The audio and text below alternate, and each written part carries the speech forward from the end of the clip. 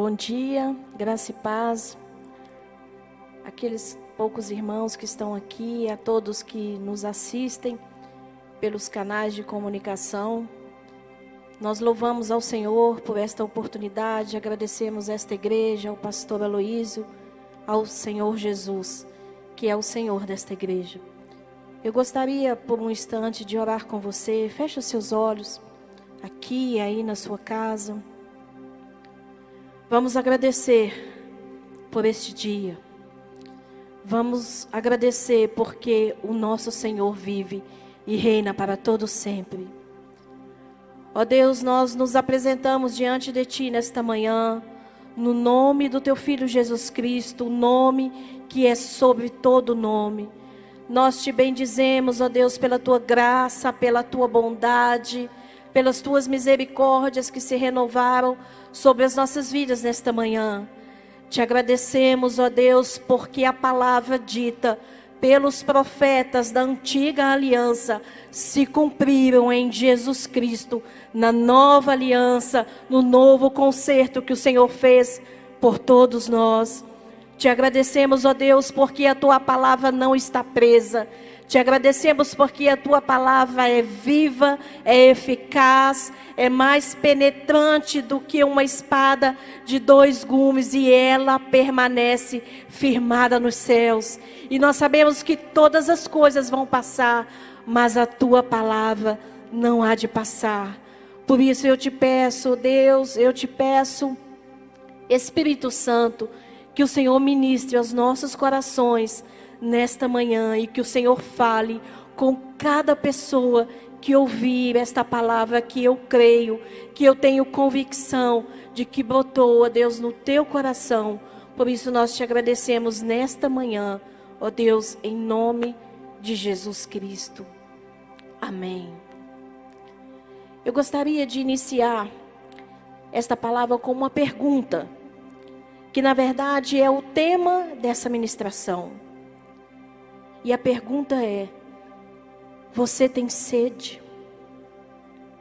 Nós vamos descobrir aqui, na palavra do Senhor, que a resposta para esta pergunta faz toda a diferença na vida daqueles que ainda não tiveram uma experiência pessoal com o Senhor, mas na vida também daqueles que já o conhecem. E eu gostaria de iniciar essa palavra falando acerca de um profeta da antiga aliança, o profeta Isaías.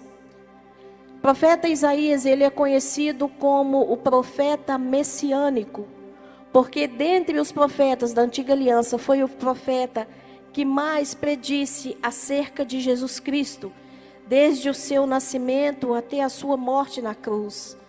Na verdade, existem 34 profecias de Isaías específicas acerca de Jesus Cristo. O livro de Isaías, ele pode ser considerado sob um determinado aspecto como uma mini Bíblia. Assim como a Bíblia tem 66 livros, o livro de Isaías tem 66 capítulos, e ele se divide em 2 sessões. A primeira falando do julgamento, do juízo, e a segunda sessão falando da restauração e da salvação do povo de Deus. E existe um fio que une uma parte à outra, que é a obra redentora de Jesus Cristo. Mas nesse momento nós não vamos nos ater às profecias específicas acerca do Cristo, mas a algumas profecias ditas por Isaías acerca do Espírito que viria do alto, acerca do Espírito Santo. Em Isaías, no capítulo 55, verso 1, ele diz assim: ó vós todos os que tendes sede, vinde às águas.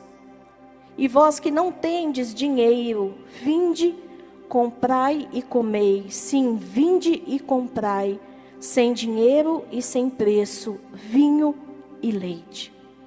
Isaías aqui estava conclamando o povo de Israel, o povo que havia se afastado do seu Deus, para que se voltasse para Ele, a fim de que o seu relacionamento com Deus fosse restaurado, a fim de que as bênçãos prometidas fossem novamente estabelecidas na vida do seu povo.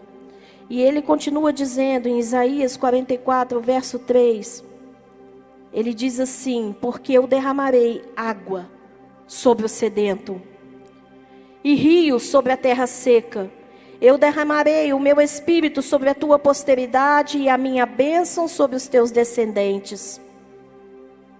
E ele diz mais uma vez, no capítulo 32, verso 15, até que se derrame sobre vós o espírito lá do alto. Então o deserto se tornará em campo fértil, e o campo fértil será reputado por um bosque. Isaías acreditava que a justiça e as bênçãos do reino viriam pelo derramamento do Espírito sobre o povo do reino, bem como a sua operação nos seus corações. E o profeta Zacarias, se referindo a esse mesmo Espírito que um dia viria sobre nós, ele disse, Zacarias 13:1, naquele dia haverá uma fonte aberta para a casa de Davi e para os habitantes de Jerusalém, contra o pecado e contra a impureza. E nós vemos aqui, nas palavras desses profetas, algumas palavras-chave: sede, água, fonte, derramamento e Espírito, com letra maiúscula. O Espírito do alto, o Espírito Santo que nós conhecemos. Na verdade, irmãos, Deus criou o ser humano com um vazio existencial dentro de si. Todos os seres humanos criados por Deus, eles têm esse vazio existencial. E esse vazio, os homens tentam preencher de inúmeras formas, em busca da felicidade. Alguns tentam preencher esse vazio com poder, com riqueza, com relacionamentos. Mas a verdade é que esse vazio, ele não pode ser preenchido com nada disso. Porque esse vazio existencial que todos os homens têm, ele tem um nome. Esse vazio existencial se chama fome e sede de Deus. Sem essa fome, sem essa sede, os homens, eles não podem se achegar a Cristo. Porque quem ainda não descobriu que tem esse vazio, ele se sente autossuficiente, ele acha que isso não é necessário. Mas essa fome e essa sede, ela só pode ser satisfeita assim. E um dia, nós sabemos que aquele Jesus, tão predito por Isaías, nas suas profecias, ele se fez carne, ele habitou entre nós.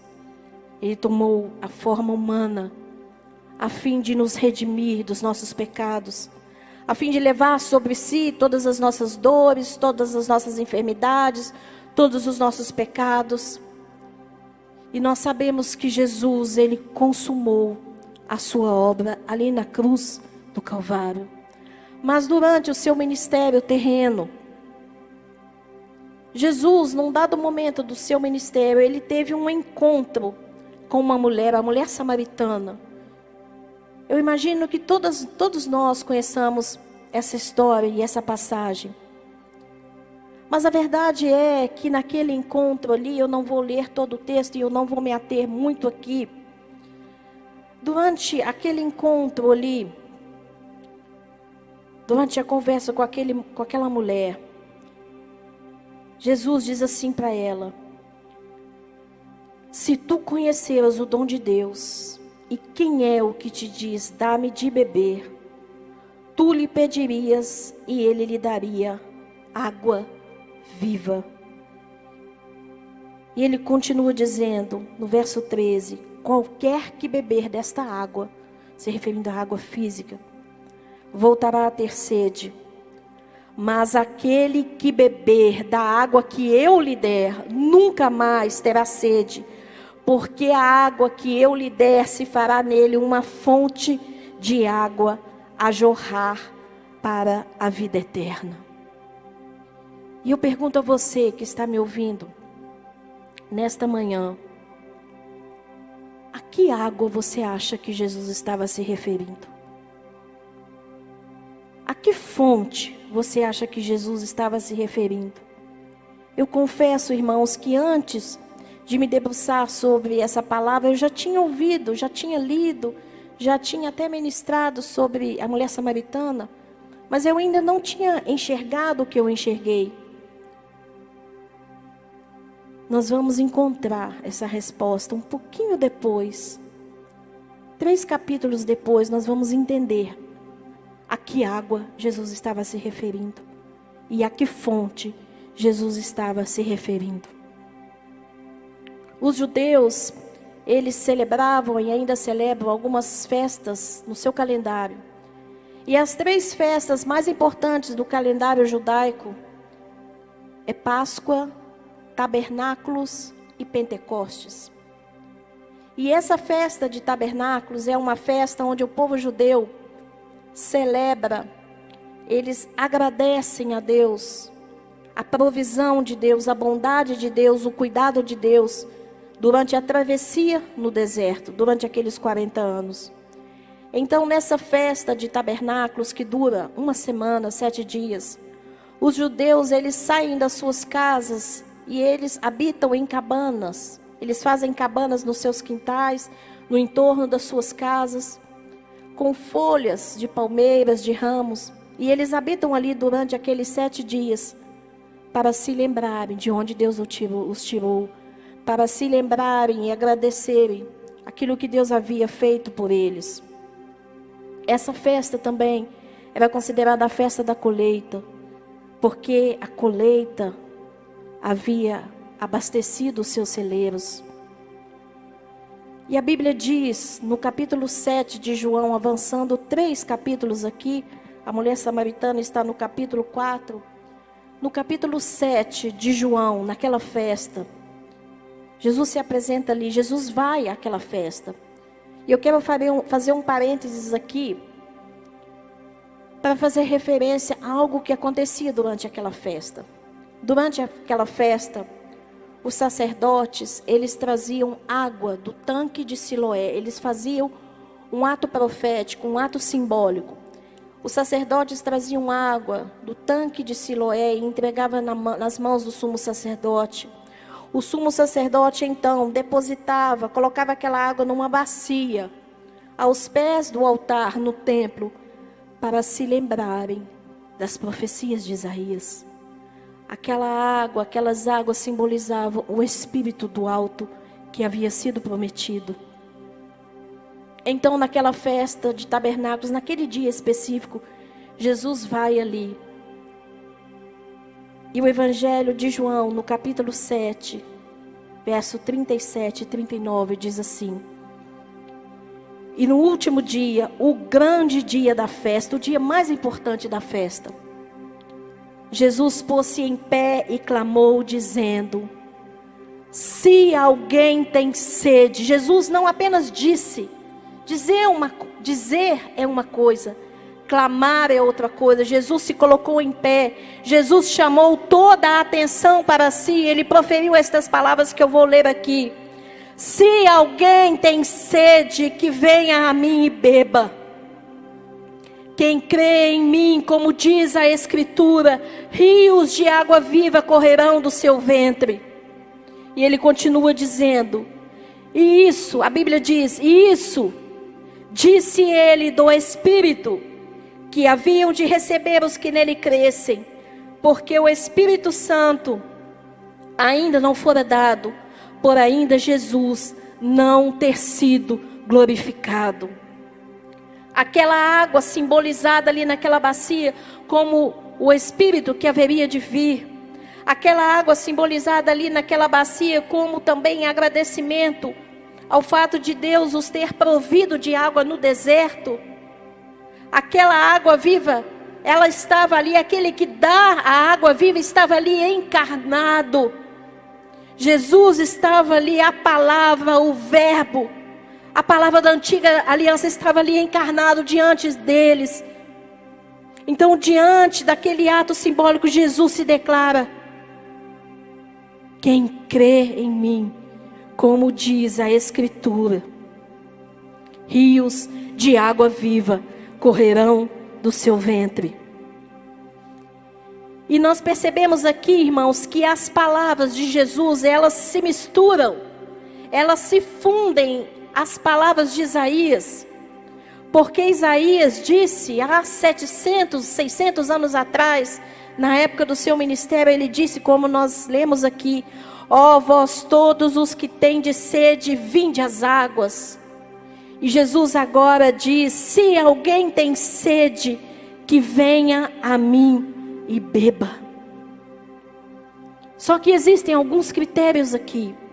O primeiro critério que Jesus disse é: se alguém tem sede. O primeiro critério é ter sede.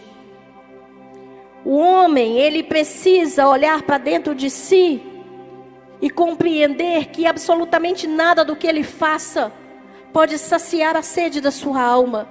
Nenhuma obra, nenhuma caridade, nenhum ato de bondade, nenhum dinheiro, nenhum poder, as riquezas, os relacionamentos, nada disso pode preencher esse vazio. O homem precisa descobrir que esse vazio só pode ser satisfeito mediante o restabelecimento, a restauração da sua comunhão com Deus por intermédio de Jesus Cristo.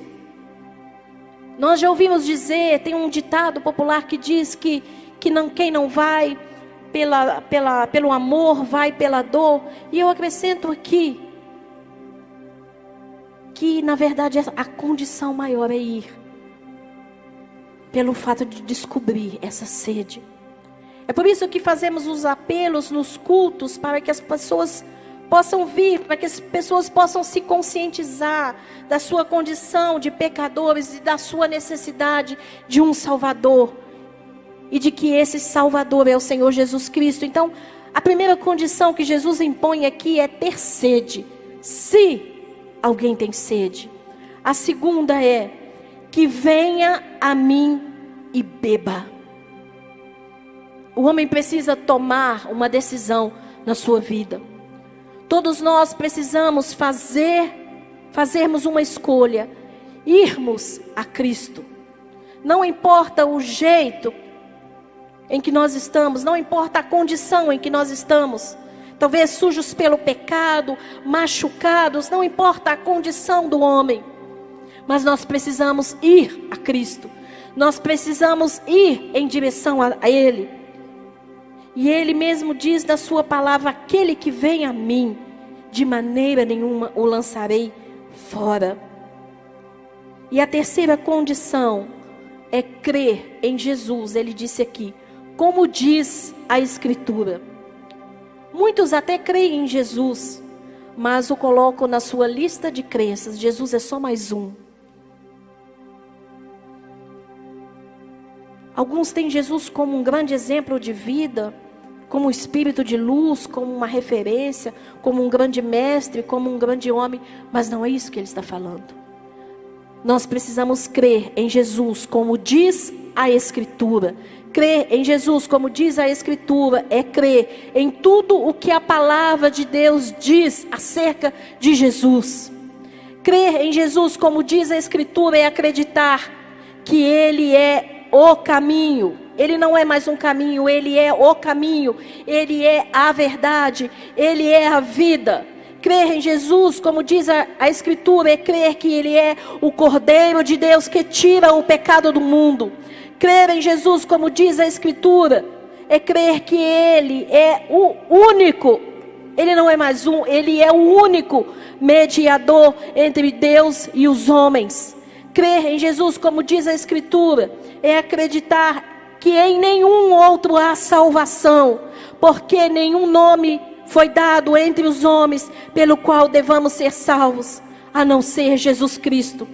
Crer em Jesus, como diz a Escritura, é crer que Ele é o alfa e o ômega, o princípio e o fim, que Ele é o príncipe da paz, o Pai da eternidade. o conselheiro, o Deus forte. Crer em Jesus, como diz a Escritura, é crer em tudo isso. E a esses que têm sede, a esses que vão até Ele, a esses que creem nele, como diz a Escritura, Ele dá uma garantia. Ele deu uma garantia na sua palavra. E a garantia era: rios de água viva correrão do seu ventre. Eu não sei se em algum momento da sua vida você já fez uma caminhada muito exaustiva. Sabe quando o sol está muito quente e você chega na casa de um amigo? Pastor Barreto, né, costuma fazer aí as suas caminhadas, as suas corridas. E quando a gente chega na casa de um amigo, depois de uma caminhada cansativa, o que a pessoa faz? Com a primeira coisa que a pessoa diz para nós: você quer água? E se não nos oferecer, nós pedimos: você pode me dar água? Eu quero dizer para você, meus irmãos que estão me ouvindo, as pessoas que estão me ouvindo nesta manhã, a primeira coisa que Jesus faz quando nós vamos a Ele é nos dar água. E não é qualquer água, porque isso não é tudo. Jesus não somente nos dá água, mas Ele nos garante que quem bebe dessa água tem dentro de si uma fonte que jorra para a eternidade. Quem bebe da água que Cristo dá se torna uma fonte dessa mesma água. E eu relembro aqui as palavras da mulher samaritana, as palavras de Jesus à mulher samaritana: qualquer que beber desta água tornará a ter sede, mas aquele que beber da água que eu lhe der nunca terá sede, porque a água que eu lhe der se fará nele uma fonte de água a jorrar para a vida eterna. Mas a promessa de Jesus, no verso 39, ela estava condicionada para um tempo futuro. Jesus não estava se referindo àquele dia em especial, mas a um tempo futuro. Porque ele diz, a palavra de Deus diz assim: e isso disse ele do Espírito que haviam de receber aqueles que nele crescem, porque o Espírito Santo ainda não havia sido dado, porque Jesus ainda não havia sido glorificado. Então, para que aquela palavra profética de Isaías e aquela palavra dita por Jesus se cumprisse, existia um marco temporal, existia uma condição para ela, para que ela se cumprisse na sua plenitude. Qual era essa condição? Qual era esse marco temporal? A glorificação do Cristo. Aquele Cristo que deixou toda a sua glória, que veio e habitou aqui na terra, precisava voltar para o céu. Enquanto o pecado não fosse inteiramente resolvido pela obra redentora de Cristo, o Espírito não poderia vir. Mas nós sabemos que Cristo venceu. Cristo não apenas venceu, Cristo triunfou. Colossenses 2,15 diz assim: despojando os principados e potestades, os expôs publicamente e deles triunfou em si mesmo. Jesus triunfou. Todas as palavras dos profetas ditas na antiga aliança se cumpriram em Cristo.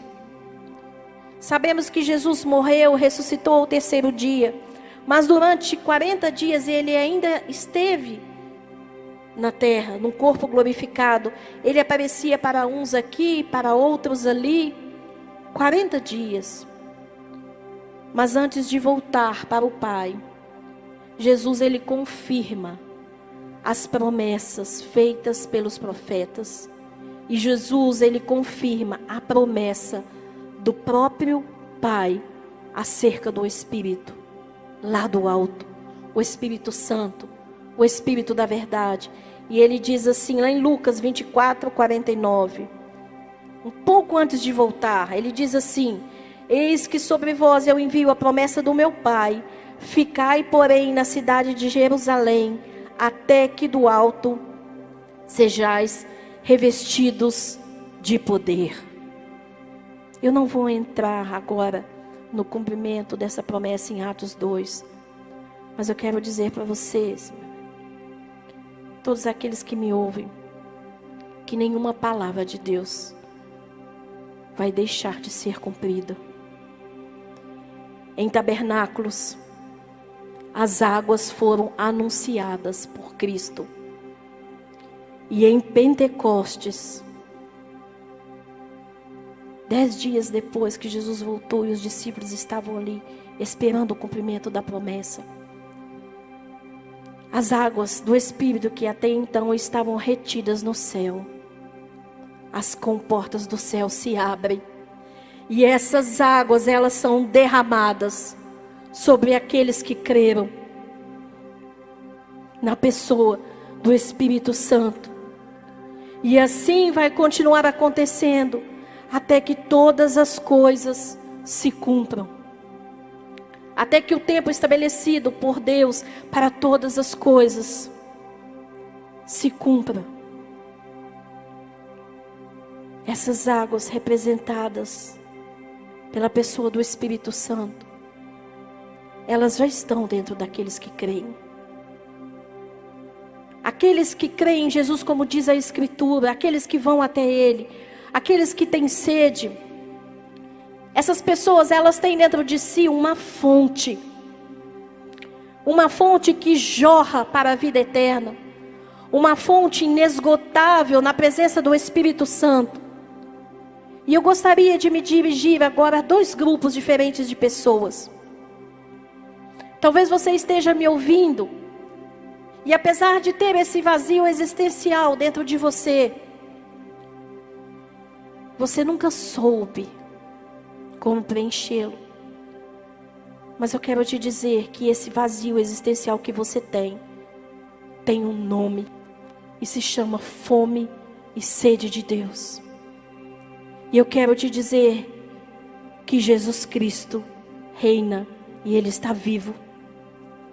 E Ele continua dando o Espírito Santo àqueles que creem. Jesus ainda continua dando de beber àqueles que têm sede.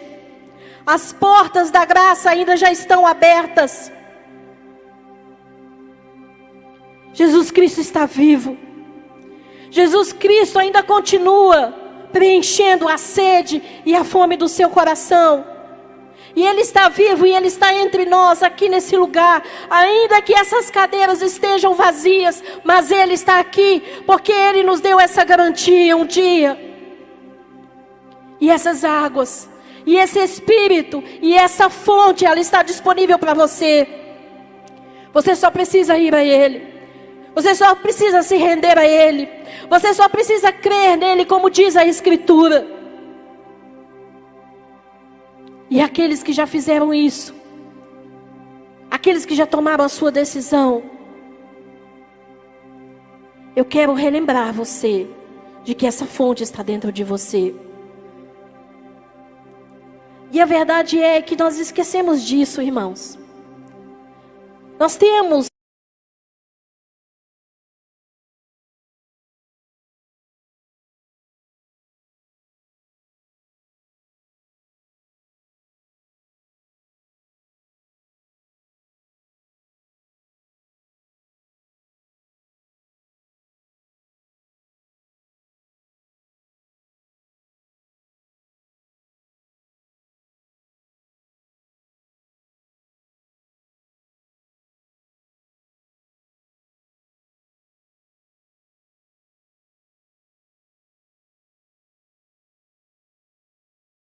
que vamos enfrentar. Eu quero afirmar isso para você. Eu quero que isso fique no seu coração. Nós estamos diante da maior oportunidade que já tivemos até hoje. Porque a nossa justificativa para não buscarmos a Deus, para não meditarmos na sua palavra, para não dedicarmos tempo a Ele, era a falta de tempo.